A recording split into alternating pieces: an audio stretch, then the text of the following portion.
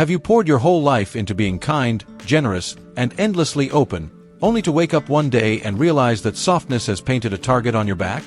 We're raised to believe that staying warm-hearted, forgiving every slight, giving until it hurts, keeping our doors wide open, is the noble path. But as the years stack up past 70, a harder truth settles in. If you don't learn to pull back, to let a little frost settle over your spirit, you might find yourself depleted, manipulated by those who mistake your kindness for weakness, exhausted by a world that takes without giving. This isn't about turning your heart to stone. It's about building a sanctuary for the peace you've earned through decades of living, loving, and letting go. Today, we're unpacking 6 soul-shaking reasons why living colder after 70 isn't about being harsh. It's about holding on to yourself with both hands. It's wisdom born from scars, strength wrapped in quiet grace.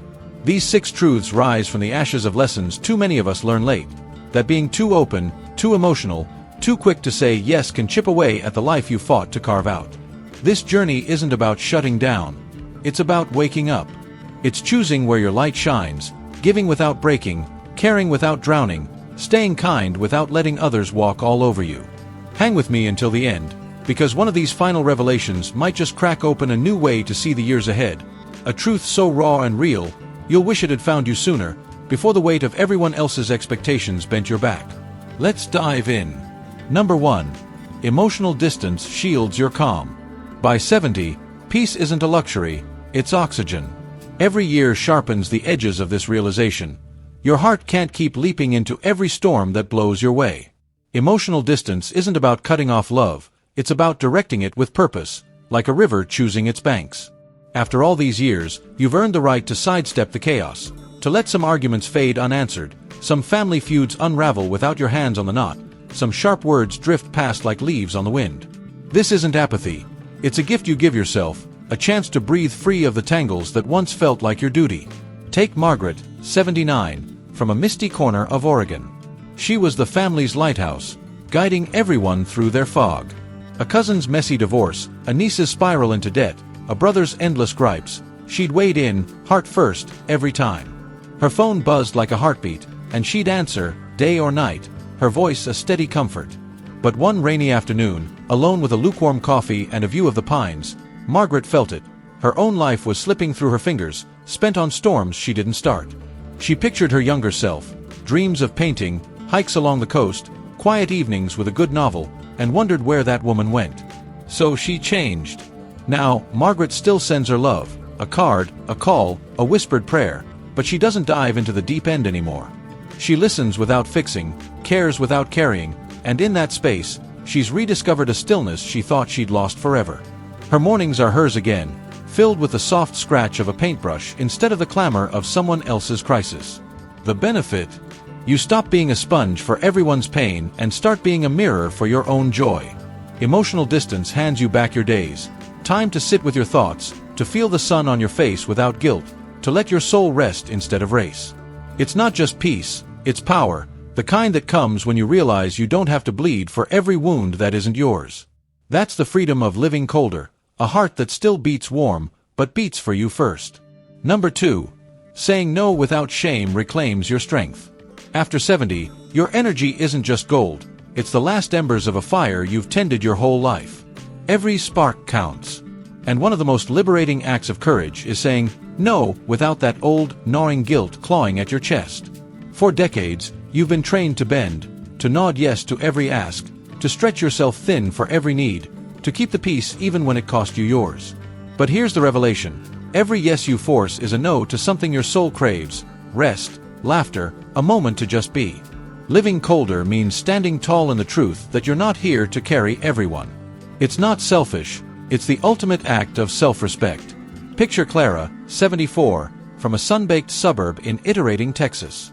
She was the heartbeat of her clan, chauffeuring grandkids to practice, roasting turkeys for every holiday, saying yes when her body begged for a break. Her kitchen was a revolving door of love, but it came at a price. Last fall, after a Thanksgiving that left her slumped in a chair, too weary to savor the meal she'd poured herself into, Clara felt a shift. She saw her reflection in the window, lines etched deep from years of giving, and thought, "Where am I in all this?" So she started saying no. "No, I can't host this time. Let's try something new." "No, I'm resting today."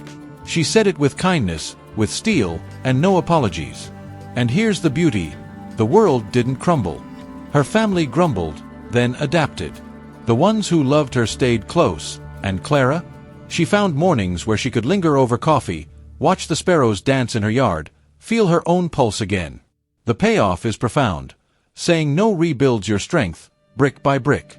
Its energy returned, waking up without dread, going to bed without resentment, filling your hours with what lights you up instead of what drags you down. It's a quiet rebellion against a lifetime of overgiving, a chance to reclaim the power you didn't know you'd surrendered. You'll stand straighter, breathe deeper, live truer. That's not cold, that's a fire reignited. Number 3. Choosing empathy wisely saves your soul. Empathy's a treasure, until it's a thief. After 70, you feel it in your bones. Caring too much, too often, can steal the air from your lungs. Selective empathy isn't about icing over, it's about guarding your heart's flame so it doesn't burn out. Not every sob story deserves your tears, not every crisis needs your soul to shoulder it. When you let yourself feel everything, the neighbor's woes, the news horrors, the stranger's grief, it seeps in, heavy and uninvited. Over time, it's not just exhaustion, it's a quiet unraveling of your spirit. Meet James, 82, from a rugged fishing village in Maine. He was the rock everyone leaned on, gentle, steady, kind beyond measure. A friend lost a job, a neighbor battled her kid, a daughter nursed a broken heart. James took it all in. He'd sit by his wood stove, staring into the flames, turning their pain over in his mind like a puzzle he had to solve. Nights stretched long, sleep slipped away, and his hands trembled more with each passing winter. His doctor saw it first. "James, you're carrying a village on your back." It hit him hard. He wasn't just tired, he was fading. So he drew a line. He'd listen, nod, offer a word of warmth, but he stopped hauling their burdens home. Now, James saves his empathy for the ones who fill his cup too. His oldest friend, his granddaughter's giggles, the sea's steady song. He's lighter, brighter, whole again. The gift here is immense. Selective empathy hands you back your sanity, your joy, your very self. You stop drowning in others' tides and start swimming in your own waters. Calm, clear, yours. It's space to laugh again, to dream, to feel the world without it crushing you. You're not less human, you're more alive. That's the grace of living colder, a soul that bends but never breaks. Number 4. Guarding your hours honors your worth. Time after 70 isn't just fleeting, it's holy. Every sunrise carries a weight, every hour a whisper of what could be. And yet, how often do you toss it away? On draining talks, on favors you regret, on moments that leave you hollow. Guarding your time isn't greed, it's reverence. Living colder means saying no to what dims you and yes to what ignites you.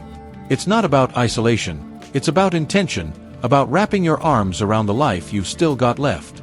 Think of Evelyn, 77, from a lively pocket of Chicago. Her days used to blur, book clubs she half enjoyed, church meetings that dragged, coffee dates that felt like chores. She'd hustle through the city, always there, always on. But one winter, snowed in with nothing but her thoughts, she flipped through her planner and saw a stranger's life, packed, but empty. She asked herself, "What here makes my heart sing?" Too little, she found. So she pruned, graciously declined the noise, kept the gold.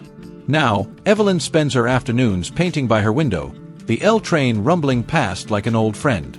She watches colors bloom on canvas, feels her spirit stretch wide. Her calendar's lighter, but her days are full, full of her. The reward?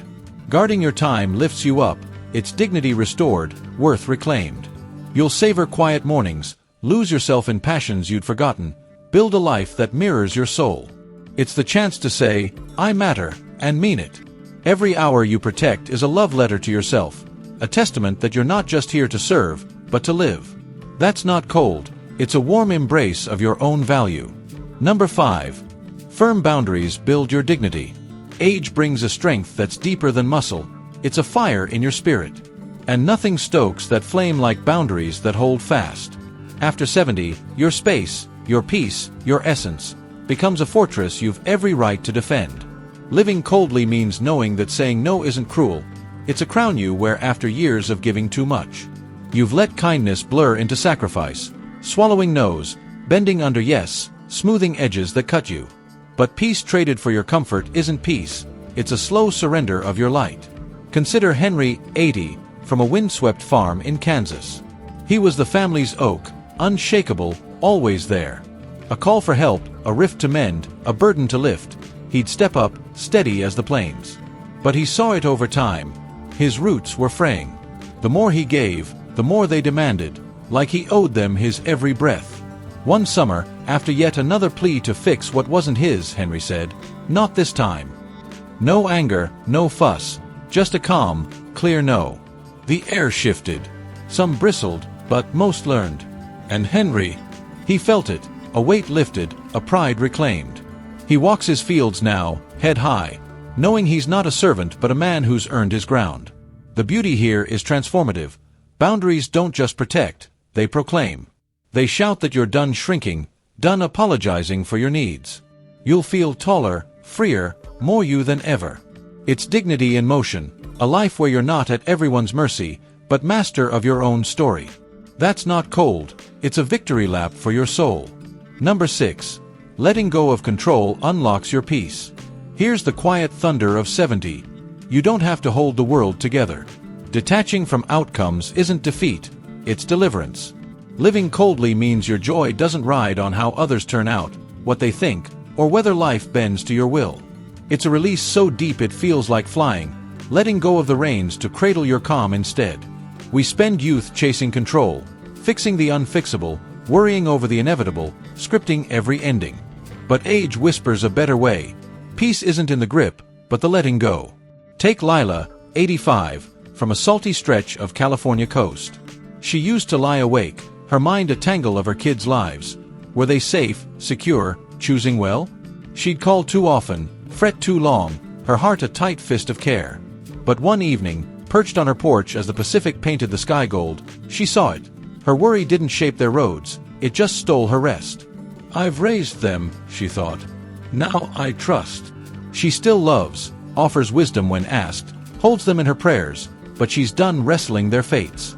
Now, Lila sleeps sound, wakes to the waves, smiles at the horizon.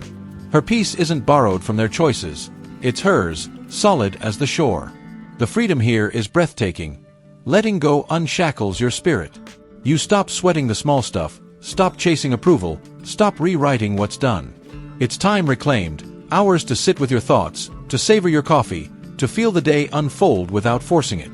You'll laugh easier, love truer, live lighter. That's not cold, it's the warmest peace you'll ever know, the kind that blooms when you surrender the fight and claim the calm. As we wind down, pause and feel this. Living coldly after 70 isn't a retreat from life, it's a return to yourself. It's not walls going up, it's chains coming off. It's choosing peace over pandemonium, strength over surrender, your heart over everyone else's clamor. This isn't about less love, it's about more life. What struck you deepest today? Was it the liberty of stepping back, the relief of a firm no, the exhale of letting go? Whatever it is, it's a seed. Plant it, let it grow. This chapter isn't a dimming, it's a distillation. You've weathered storms, held others up, pieced yourself back together.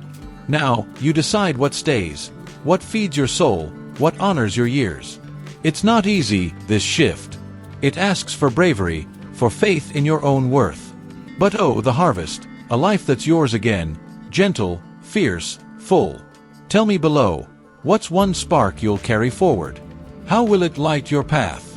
Your words fuel us, keep them coming. If this stirred you, like, subscribe, share. Let's keep this fire burning together. Thanks for being here, I'll see you soon.